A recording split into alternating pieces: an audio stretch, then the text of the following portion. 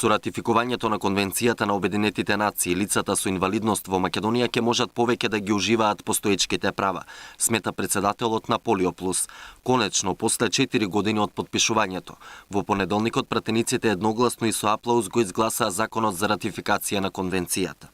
Конвенцијата се труди да создаде една општа глобална рамка, каде што тие постоечки права ќе може и навистина да бидат уживани од страна на лица со хендикеп.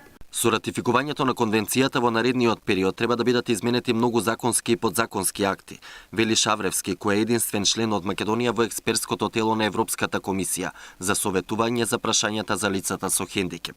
Некаде конвенцијата е многу генерална, но сепак специфична што треба да се оствари. Значи, не се посочува начинот како точно, туку што треба да се достигне. Македонија е 107-та држава во светот која ја ратификуваше Конвенцијата на Обединетите нации за правата на лицата со хендикеп.